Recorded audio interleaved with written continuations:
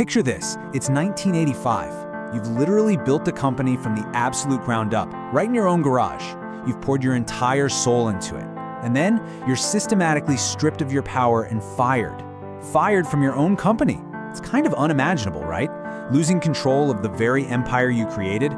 This wasn't just some minor career hiccup. It was a devastating reality check for a guy whose entire identity was completely wrapped up in his creation. Looking back on it, he actually called the whole ordeal a profoundly public embarrassment. I mean, this wasn't a quiet resignation where he just gracefully walked away. Not at all. It was a massive, highly publicized emotional collapse. And honestly, to truly get the gravity of this total fall from grace, we really have to look at the incredibly high emotional stakes that drove him from the very start. Because this moment, this ultimate defeat, it actually ends up being the absolute launchpad for everything that comes next. All right, welcome to The Explainer. Today, we're diving into Visionary Reborn, the rise, fall, and return of Steve Jobs. We are going to trace this incredible, honestly cinematic journey from that absolute lowest point of public exile all the way to his ultimate rebirth. And it's the rebirth that literally transformed Apple into one of the most powerful, influential companies in human history. Let's get into it. Section 1. The Fall and the Genesis. From abandonment to ambition. To really understand the man who got ousted back in 1985, we have to flash way back to his childhood to uncover the psychological roots of his intense, unyielding drive. So let's look at the foundation here. Adopted at birth, deep, lingering feelings of abandonment, a highly rebellious personality, and this ferocious early curiosity and love for electronics.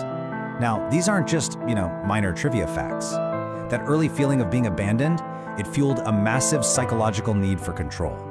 His absolute obsession with how things worked, that was his way of mastering the unpredictable world around him.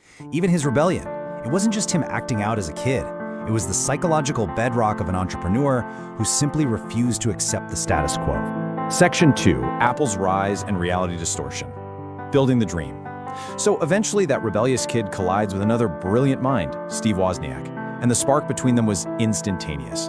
They bonded over hacker culture, building electronics from scratch, and that famous blue box story, where they built illegal devices to hack phone networks. That shared mischief, that was the spark. You have this absolutely fascinating contrast between the two of them. On one side, you have the hacker, Wozniak. His focus was pure, unadulterated engineering. He just wanted to build brilliant electronics for the sheer joy of it. But on the other side, you've got the marketer, Jobs. He didn't just want to build a circuit board for a bunch of hobbyists. No way. He wanted to package it, market it, and lead a full-blown technological revolution. Wozniak built the incredible machine, but Jobs built the world-changing vision. And man, did that vision scale. We're talking aggressive, unbelievable speed. They go from building computers in a scrappy garage straight into unprecedented hypergrowth, quickly becoming a genuinely revolutionary company. Just blistering, fast-paced milestones where Apple morphs from this dusty garage project into an absolute tech powerhouse in just a few short years. But you might be wondering, how on earth did he push people to achieve that kind of impossible growth? Well, he used what famously became known as the reality distortion field. It's basically this psychological ability to convince yourself and everyone around you that literally anything is possible, just completely ignoring all practical limitations. And it's a perfect example of the double-edged sword driving the Macintosh revolution.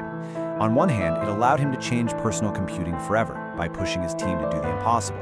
But on the other, it sparked these incredibly intense, fiery, and eventually destructive conflicts with leadership. Which brings us to Section 3, Public Exile and Reinvention. Starting over, because that intense obsession with perfection, that reality distortion field, it finally clashed directly and fatally with Apple's executives. He loses control, it leads to an explosive conflict, and boom, he's fired. Now, we so often think of getting fired as the end of the road, right? The final chapter.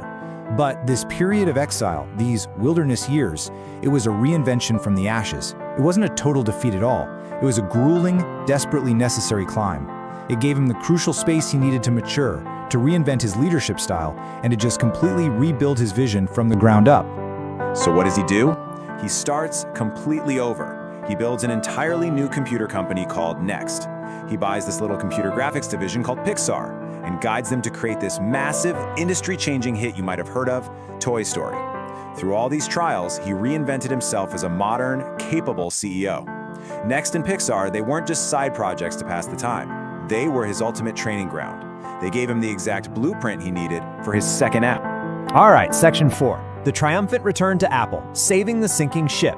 Because while he was off succeeding brilliantly with Pixar, Apple in the late 90s was on the absolute brink of total catastrophic collapse. Get this, they were days away from bankruptcy. Let the horrifying reality of that financial state sink in for a second. Apple was practically running out of cash entirely. It really shows you just how dire things were right before his return. They didn't just need some cool new gadget to boost sales. They desperately needed his visionary thinking just to survive the year. And survived they did. Look at this rapid-fire timeline. 1998, he launches the iMac, bringing all this vibrant color and life back to a sea of boring beige computers. 2001, the iPod revolution. Suddenly you've got 1,000 songs right in your pocket. 2007, the iPhone literally changes the world. We're talking absolute blockbuster hits, one after another. This wasn't just some basic financial recovery. He orchestrated what is arguably one of the greatest corporate turnarounds in the history of business. Section 5. The psychology of perfection. The cost of genius. Because we really need to look at what was fueling all of this. Beneath these incredibly sleek, world-changing devices was a churning, relentless engine of extreme psychological pressure. It was all about uncompromising minimalism, really high emotional intensity.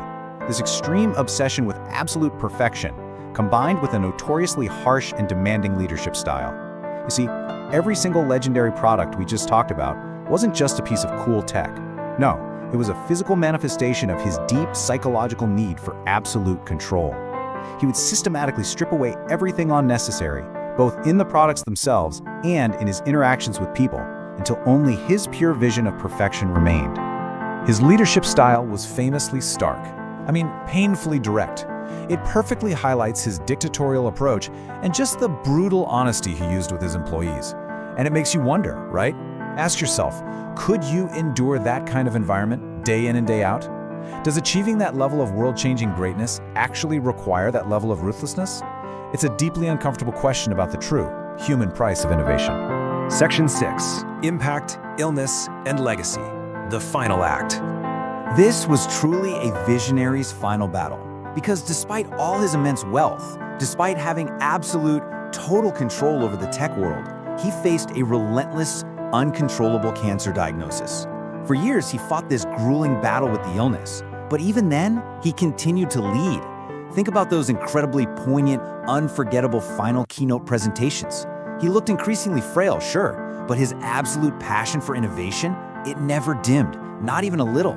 He was meticulously securing the future of Apple, even when he knew he wouldn't be there to see it unfold. So it really leaves us with this. Was Steve Jobs a genius or just an impossible perfectionist? And honestly, could Apple ever truly exist without him? Just take a second with that. It really forces us to embrace the complex duality of who he was. You just cannot separate the magnificent visionary from the impossible perfectionist. They are the exact same person. His final days really forced a haunting reflection on a legacy that irrevocably changed humanity. And what you should really take away from this explainer today is that his true impact wasn't just in the glass and metal devices we carry around in our pockets. It was in how he fundamentally reshaped our entire relationship with technology itself.